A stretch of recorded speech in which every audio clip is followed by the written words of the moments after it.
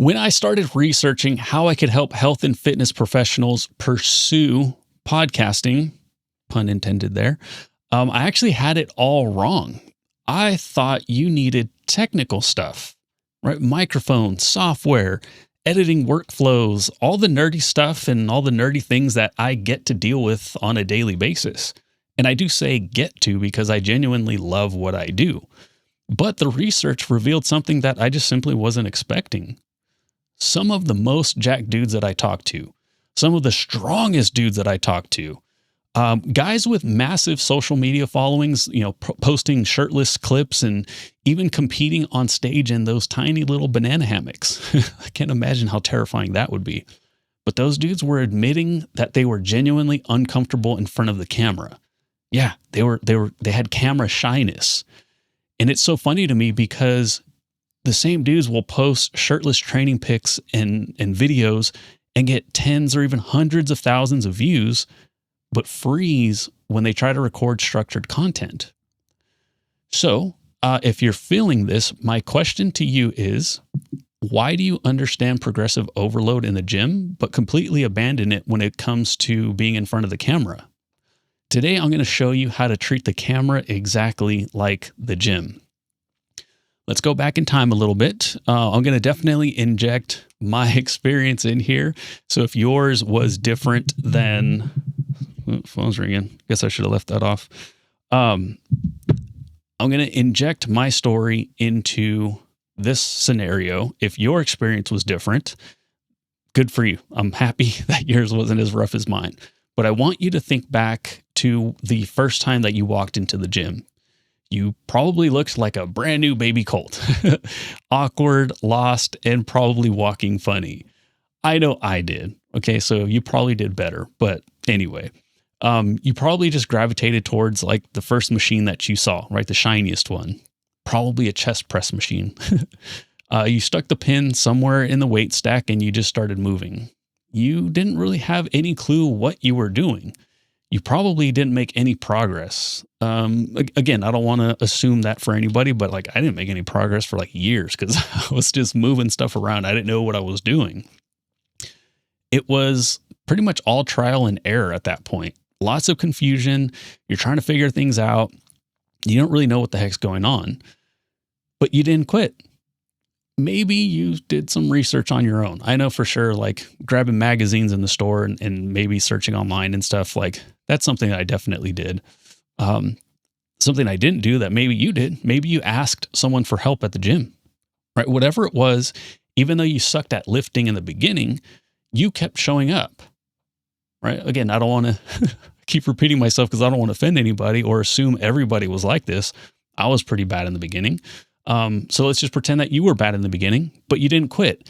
And now you're the expert that people go to in your field. You can coach your face off.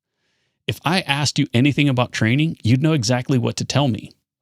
So why is it that you understand how uncomfortable the gym is in the beginning, all the mistakes, maybe even getting hurt, doing everything wrong, but and then you kept coming back to it?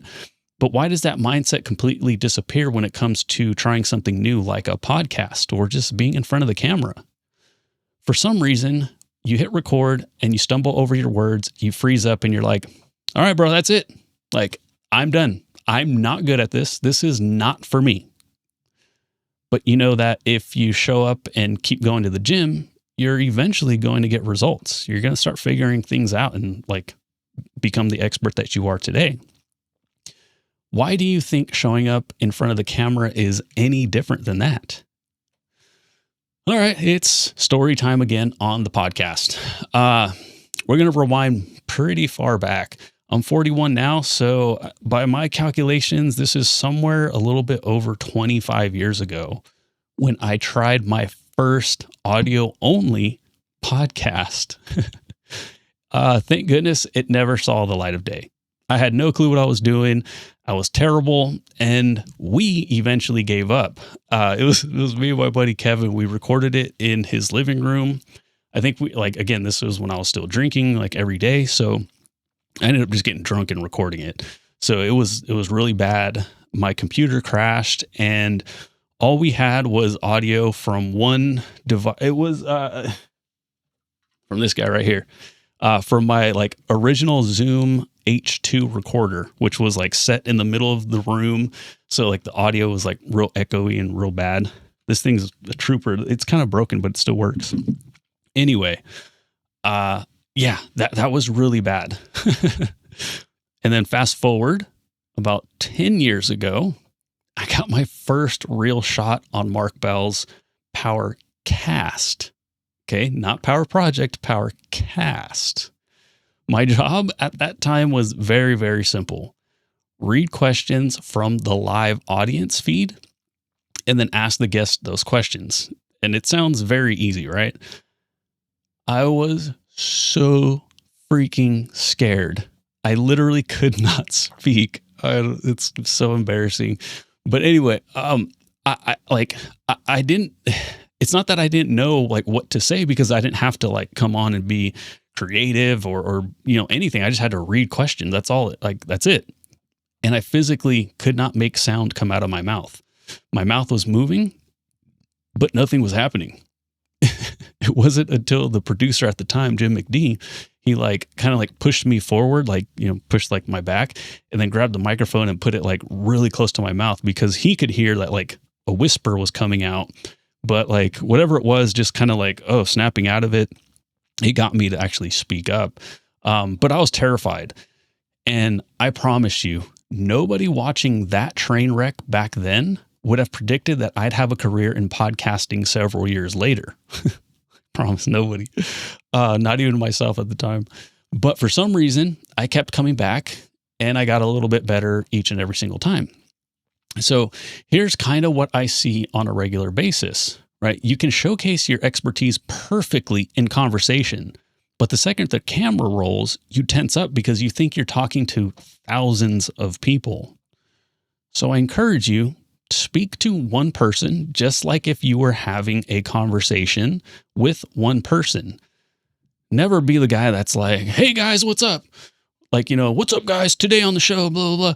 No, you can bro out and be like, what's up, bro? And talk to the one person. Just help one person, right?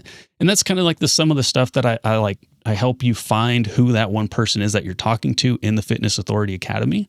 But for now, just remember, it's one conversation with one person, not an entire stadium. And that really helps bring down like the tension and the nerves when you're just like, hey, me and you are just having a conversation just like me and you are right now. And I happen to just be recording it. So if somebody else catches it later, sick. For the here and now, it's just me and you, right? So what actually happened between that terrified version of me and hosting, you know, legit conversations and podcasts with some of the best and just absolute elite coaches at the top of their game at the Silverback Summit, right? Because that's a huge difference. What happened between then and the Silverback Summit was progressive overload. And gigantic shout out to my boy Nicholas Davenport. I think it's just at Mr. Mental Muscle on Instagram. Amazing person, amazing follow, highly recommend it. He's the one that like kind of put it in these terms, and that's exactly what it is. It's just like progressive overload, but in front of the camera. You know, you already know progressive overload, like you know how it works. Today, you can bicep curl 20-pound dumbbells, right? You do that for a little bit, then you move to 25, then 30, then 35, 45, you get it, right? In the beginning, you're looking like the guy, like you're looking over at the guy who's repping out easy bicep curls with 65-pound dumbbells.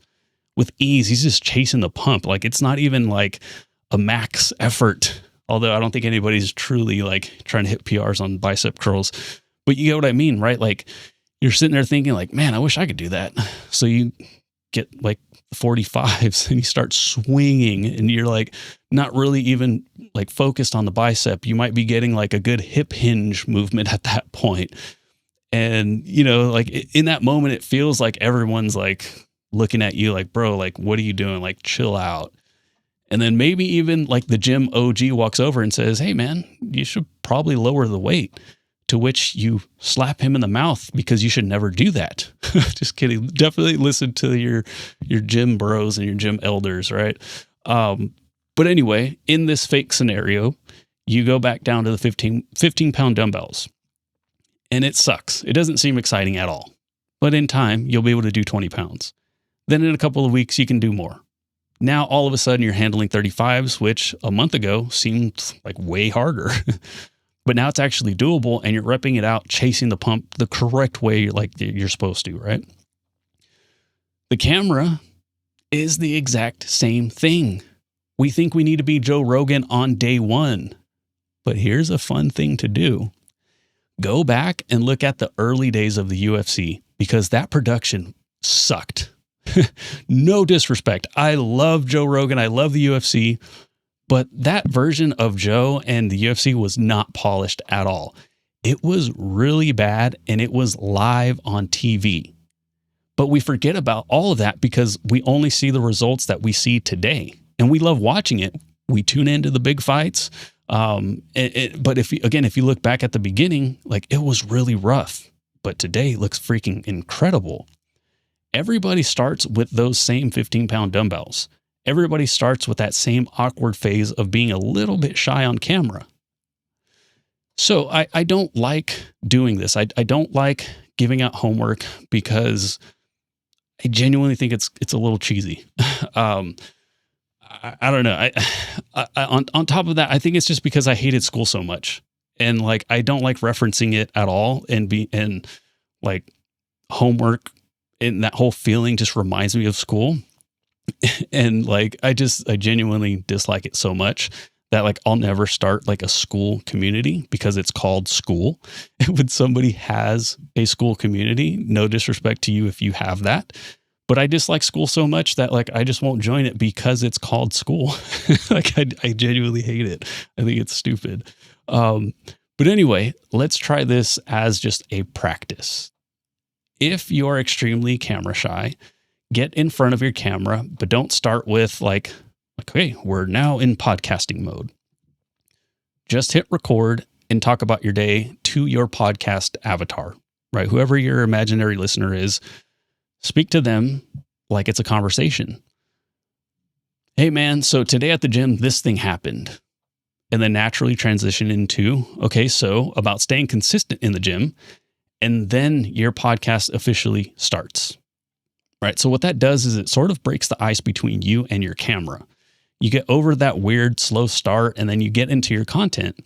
And if you like it enough, you can easily actually turn that practice into actual content because you're the expert. And I promise you, whatever ramble like that you just recorded is good enough to publish and like actually change someone's life. So please do me a favor. Don't just set it all up and like stage a podcast. Actually just hit record and then see what you get. Get those awkward reps in without the pressure of calling it official content. The faster you can get through like at least 10 of those weird recordings, like get those under your belt and like way out of the way, the faster you're going to get better at like the whole process, and the faster you're going to start seeing actual progress. I went from literally unable to speak into the microphone on Mark Bell's Powercast. Again, this was before I was ever officially a part of it. I went from that to hosting interviews with elite coaches at the Silverback Summit.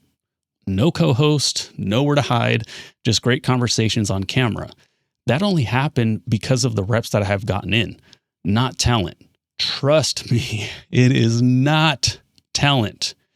I promise you, you right now, in whatever form that you are right now, you are better than me because you're the expert. You actually have the chops required to talk into a camera for an hour straight, literally just talking about like how to lose fat or how to gain muscle, whatever it is, you're going to crush it.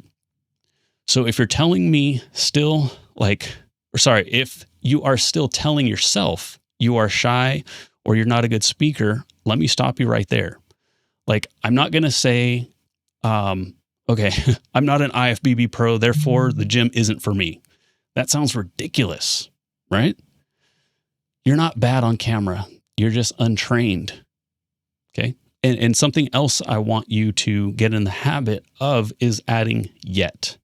This is from my buddy Kevin.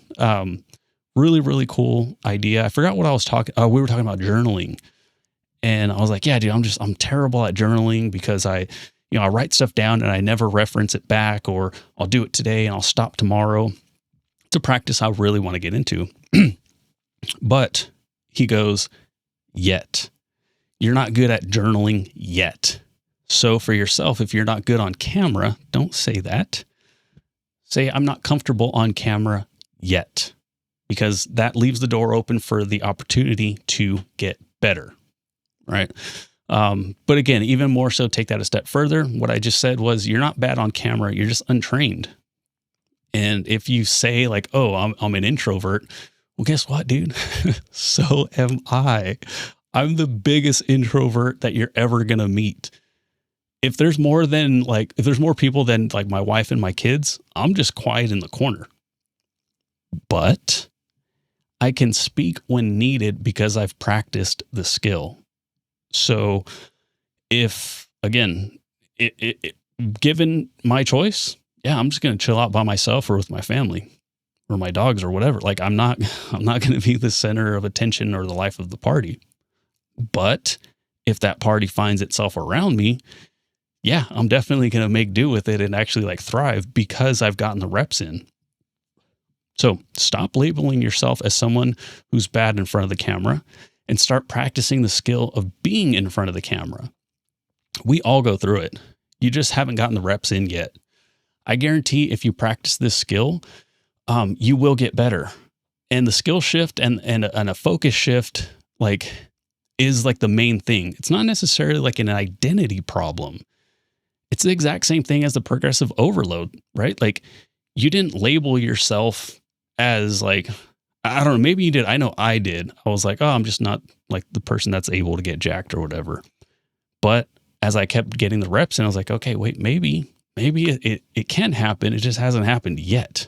So that's kind of the mindset that I would like for you to have. And again, if you want to try that practice, go ahead and do it. If you want to just hit record and start publishing, do that instead. I'm trying to lower the barrier of entry so that way you can, again, just start publishing more stuff and actually get the content out there to see what resonates with people more. But yeah, I would say because you're a fitness professional, you already understand the idea of progressive overload. Just look at your podcast in the exact same way.